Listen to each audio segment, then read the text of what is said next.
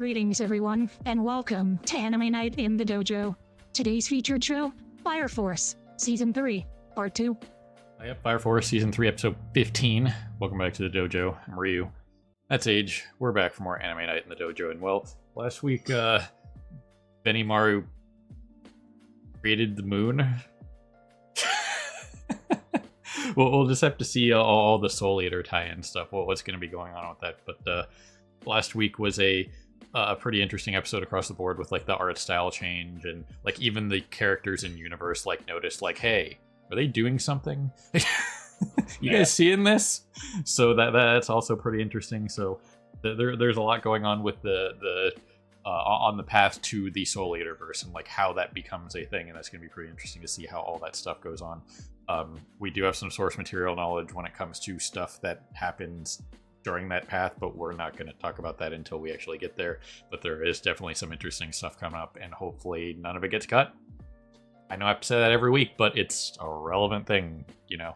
So once again, when we get halfway through the season here, so we in like another 3 weeks, go and check on the source material up until wherever they stop in episode 18, and just kind of see like, okay, so what have they done, and then what have they possibly left out? We talked about like potentially leaving out like some of the more like finer details or like a little bit of extra stuff in Benimaru's backstory from last week, that kind of thing, which is okay, I guess, but you know, it's still kind of a bummer when stuff gets left out. But it is what it is. Not much we can really do about it. We're not in charge of that. So just have to see what happens.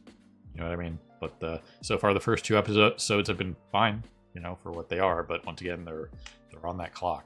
So just have to see what happens. But moving forward, the other pillars, the other characters, all that kind of thing. So whatever happens this week, we'll just have to see what happens and talk about it. So we're going to do that. So people on Patreon, we'll see you on the other side of the edit for the timer reaction, and people on YouTube beyond, we'll see you on the other side for the discussion and review. And if you're looking for the timer reaction, that's over on Patreon, and YouTube has the other stuff. So yeah, we're going to push some buttons and get going here. So there goes something. Well, alrighty then, there you guys have it. In the midst of all the super serious Jesus comparisons and virgin birth and Mary and all that kind of stuff, we had some comedy, and I appreciate it. Now, Leaked has a point. He is absolutely a wanted man. But this right here is not the classic, you know, Archer Rule 1 me hide in plain sight kind of thing. This kind of disguise is going to draw more attention to you. This is going full definitely not leaked. Yeah, and it's not like he's wearing different clothes. He just took a pill to have more hair or something. I don't know why he was carrying that giant like pill, but whatever. But yeah, it's just like you think nobody's gonna notice this? Just like a giant blob of hair walking down the street. But hey, to be fair, he has a big-ass distraction in the sky. The new moon. So maybe people are concerned with the moon more so than a giant blob of hair walking around. So, you know, just saying. So further reinforcing and confirming that this isn't just like some like weird kind of nonsense outside of League. But everybody can see it. And they're super stoked on it. At least the members of Company 7 are super stoked on it. So we delved into the collective unconscious. Other series have done this kind of thing where like human unconscious like has an effect on the actual world and stuff like that. Persona is one of the biggest examples of that. It happens multiple times in multiple different ways, you know. So yeah, I mean, the collective unconscious is a literal physical place in in Persona, and plays a major role. You have like, there's the multiple layers of reality. Basically, there's the material world, the collective unconscious, the metaverse as they refer to it in P5, but it kind of changes names based throughout the series. Yeah, and then there's the Sea of Souls. Right. So it's definitely interesting to see how they're going about their version, like this author's version of that, which it's all relatively similar. because it's kind of like a universally accepted concept of like mythos, I suppose, if you want to call it that. So Yeah, in this, it seems more the Adola seems closer to the Sea of Souls than like the metaverse, but it is clearly impacted by the collective unconscious. yep. So it'll be interesting to see them go more into that whole situation. They made a serious point. If Benimaru's doppelganger shows up, we're gonna have some problems. So Yeah, that'll be an interesting thing to see going into everything in the future here. I will say this whole thing with freaking Show and Arrow is pretty ridiculous. Where did he find like traditional German attire? Like full on lederhosen? Yeah. well, we know that while the physical location is Japan, that there's a whole bunch of different cultures here because like a bunch of the world fled to Japan because it was safe. Yeah.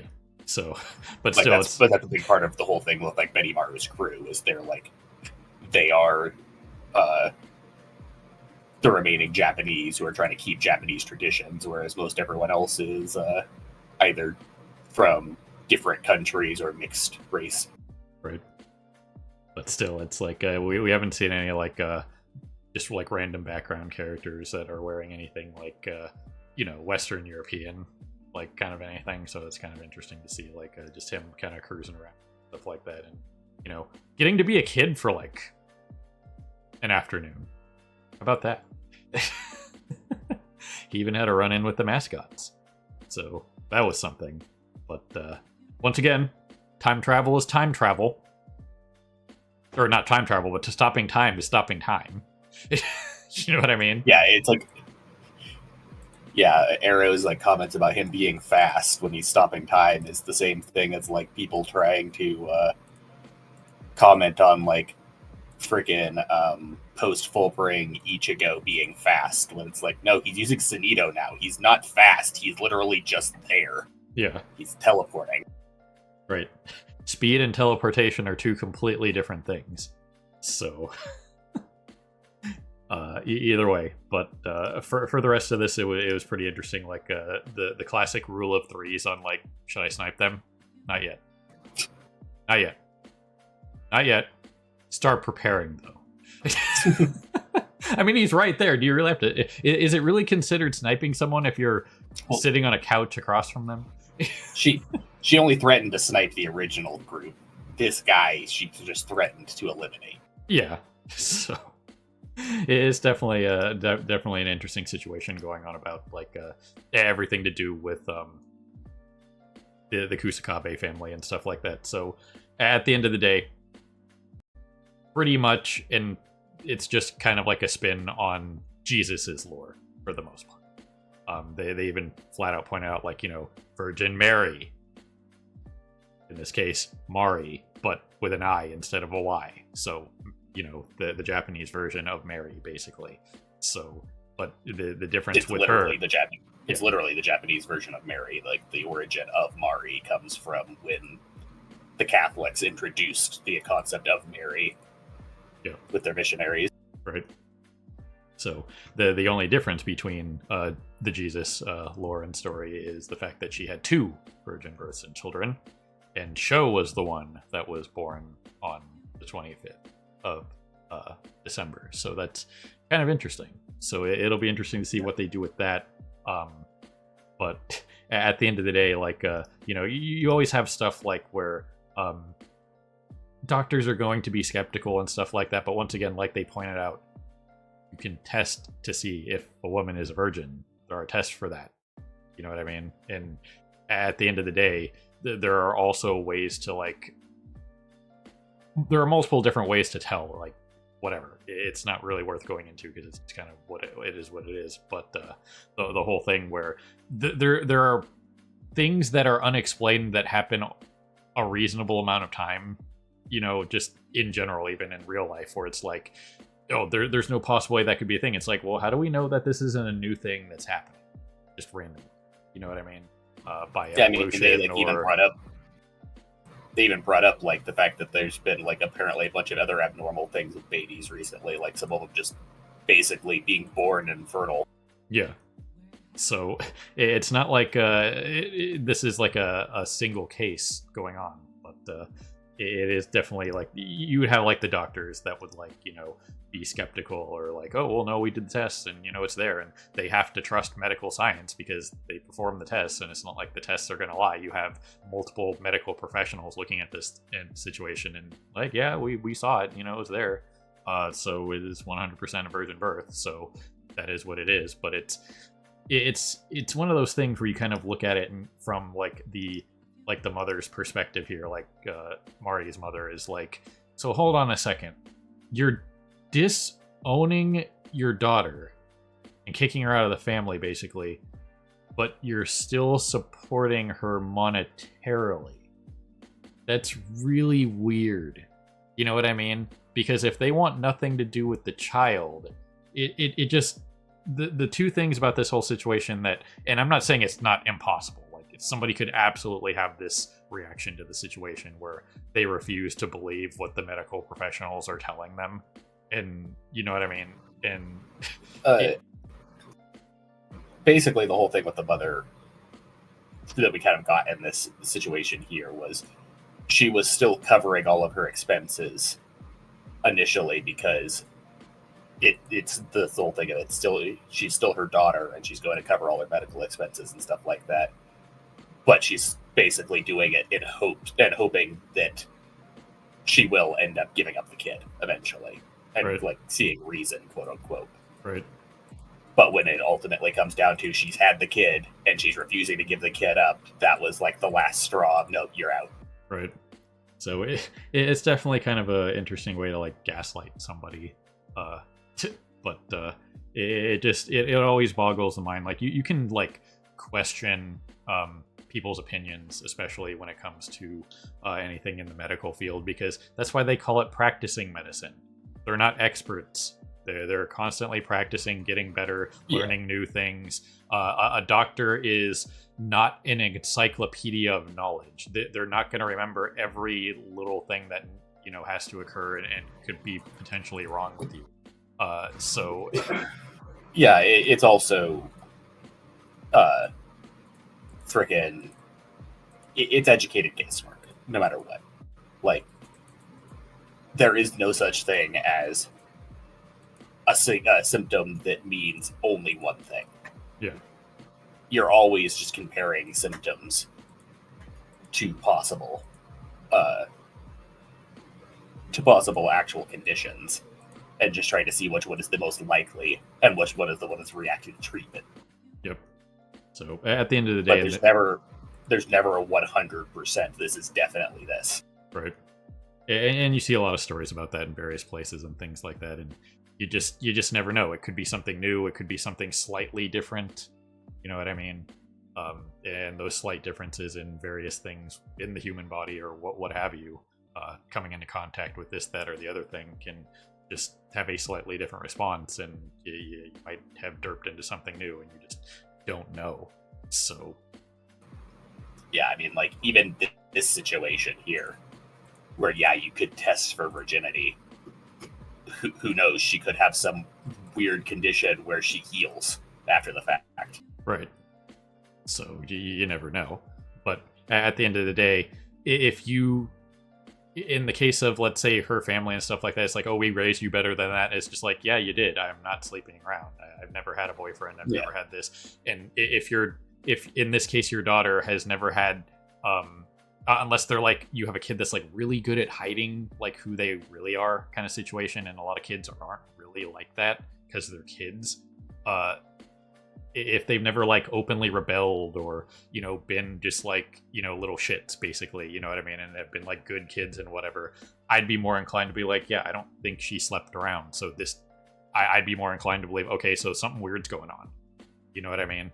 And especially with the fact that the kind of stuff where if she was sleeping around, there'd probably be rumors from kids her age and stuff like that, and they could easily like go to the school or whatever and say like, yeah, they're gonna have the teachers heard any rumors, or that kind of thing. You know what I mean? Like that dude who was basically stand-in Peggy Hill with the freaking Arlen Penny saver was like, yeah, maybe one of the teachers was the father or whatever. But it's just like, you'd probably hear about that.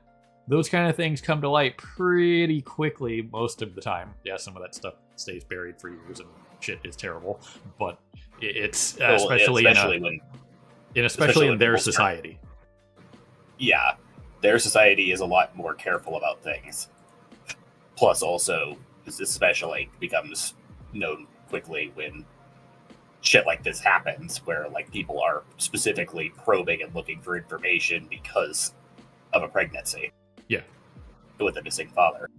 Right. So it's just one of those things where I can understand where like that kind of family is coming from, being like super hardliner, traditional, all that stuff. But when you're presented with a bunch of facts and things that don't add up, and your daughter isn't like a rebellious teen or whatever, and is like not a bad person or whatever, you should be more inclined to believe it. And then it's just sometimes weird stuff just happens.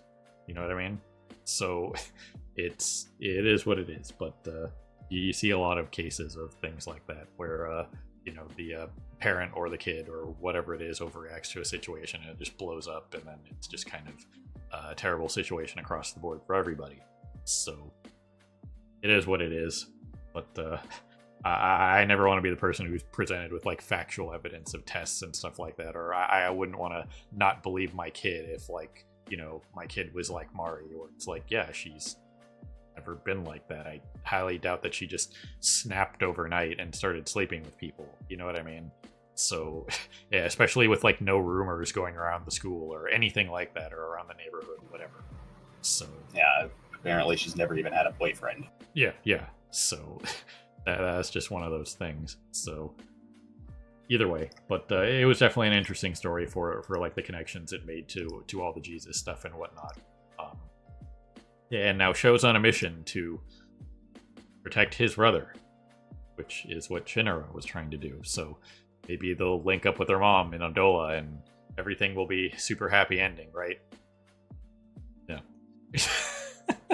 but this was like the 100% confirmed thing that that's their mother. That was like speculation for the longest time, and they've like hinted at it and stuff like that. But this is like outright 100% confirming, like, no, that's their mother. That Infernal was her. So there's probably a little bit more to come with that, with like what was going on with that as well. So yeah, like it was never outright confirmed until this point, but it was heavily implied that it was their mother. And as we know more information now, it was she got doppelgangered. Yeah. Because she's become a demon class. Right. So now that we have that more information, there's that. But either way, another solid episode for what it was. Moving the story closer to the Soul Eater verse, that kind of thing, and it'll be interesting to see how we move closer to that as this series wraps up and what. Hopefully, they're able to get in everything that needs to be put in here, because this has been pretty solid. But Age and I were talking about it between the reaction and the discussion here. Is it'd be interesting to see if like at the end of this, if like it was like, no, we needed an extra core to get it done. But there's a lot of context clues in the OP that kind of make it seem like that's not going to be the case. So any whelps. Yeah, either the OP's misleading because they did intend for this to be the season, the final core, or they're showing stuff off with the intention of having it be like the cliffhanger. Right. So we'll just have to see. Obviously, that kind of thing will be resolved when we get closer to the end of the season here. And if the end of the season is like Fire Force ends, then that's it. You know what I mean? There'll be no like random up for debate, whatever. It ends like, way before the actual ending. Just have to see. It is what it is, but hopefully it finishes in a proper form, and then we could potentially move into that whole Soul Eater perfect situation, and get everything done that needs to be done for this author's collective work here, because it's definitely an interesting tie-in for both series to be connected like that. Well, technically there's also Soul Eater Not, which is also a part of the Soul Eater verse as well, so there's 3 series that are tied to this. But, Yeah, I mean, well, yeah, Not was more of like a side series. Yeah. And was like a direct prequel to freaking normal Soul Eater. Like even had Maka and stuff like that show up in it. Right. So either way, another solid episode. Good lore, good everything. So we'll just have to see what happens. You know, it's going to be pretty damn interesting. So, you got anything else for this one, Age? I mentioned this during the reaction, but the random attention to detail they have with freaking Arrow's eyes, and the fact that her arrows aren't just like fixed in an upward position or anything. It's they actually like change direction based on where she's looking. Yeah. I'm pretty sure that's something they've done for the majority of the series, where she it just, you can see it happen. Yeah, like I said, they haven't done it much, but she also hasn't gotten very much focus. This is like one of the first episodes where we've gotten like actual like dedicated focus to on her face in scenes. Right. Because most of the time Usually, she's covered. Yeah, most of the time she's in her full white clad uniform and usually just sniping from off camera and only like occasionally getting action shots, but not really like an actual focus on her face in a conversation or anything. Right. So, once again, attention to detail is important. All the little extras. Speaking of random extras, and we talked about this as it was happening, so I'll bring it up for just on the off chance that whoever is working on this at Crunchyroll, okay, or just anybody who does subtitles or translations or whatever, you don't put black text on a black background or the same color as you don't put, in this case, there's brown and black writing on a brown and black sign. If they had just left it in black, it would have been way more legible than having the lettering in black and then it have the outline be in the, like, just a slightly brighter brown. You know how you do this?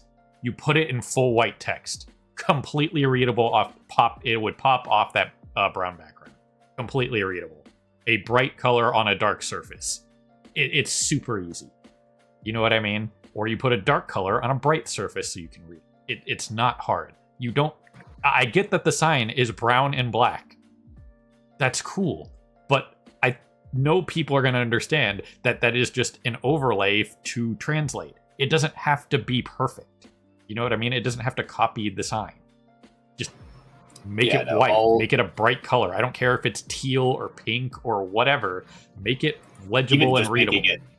Even just making it solid black would have been fine. It's just, but doing this whole like brown on brown thing, like once again, like I said, the jitters aside of it, like trying and failing to stay on the side, but forget it was one thing, but it being brown on brown makes it basically illegible. Yeah. I mean, even when we're sitting here, like just looking at it, it's like, that says authorized personnel only. But once again, you guys can see it right here. See how it's moving?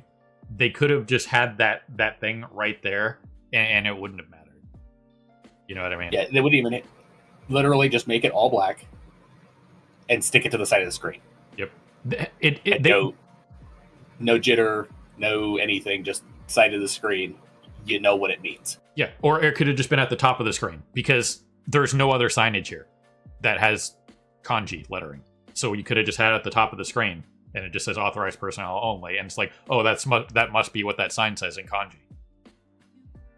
You know what I mean? So that just, it's mind-boggling to me that they would go through that extra effort of like, oh, this is what it says on this sign and let's copy the sign perfectly. It's like, no, man, it's just an overlay. We just need to, people want to know what it says. If they can't read kanji, it's really not that big of a deal. You don't have to do that. But let's be real. That was probably an AI that did that. They probably just said, hey, translate that and put a thing there, and the AI was like, oh, I'm going to try to copy the signage. You know what I mean? So, yeah, it's really, really not that hard. But, that was another thing that I just wanted to mention. It has nothing to do with the show, obviously. It's completely just ripping on Crunchyroll and their stupid nonsense. But either way, that's just something. It's like, if you're ever doing something like that, just use a color that pops off the background. Again, dark coloring on, light backgrounds and light coloring on dark backgrounds. It's simple. That's it. So, anyway, either way, another solid episode. It'll be interesting to see where we go from here, that kind of thing. Obviously, we do have our source material knowledge and what's going to be coming for certain things, but we'll talk about that stuff when and if it happens this season, if our random little out there theory occurs, but it's probably still just going to be, this is going to be the last core. They're not going to announce that and just be like, oh yeah, by the way, we changed our minds. You know what I mean? So it'll be what it'll be, and hopefully it'll do justice to the source material. So anyway. Yeah, like I said, we talked about it briefly, but I already do know one of the things that we know is coming. Yep. So, anyway, ladies and gentlemen, people of YouTube beyond, however you're watching, as always, we appreciate you stopping by and hanging out with us here in the dojo for more Anime Night in the Dojo. And this was Fire Force Season 3, Episode 15. So, have a good morning, evening, afternoon, whatever it is for you. Have a good one. See you next time. Hey everyone, Victoria here. If you enjoyed the video, please consider pushing those like and subscribe buttons. Your support is greatly appreciated. Thanks again for your time, and we hope to see you again in the future.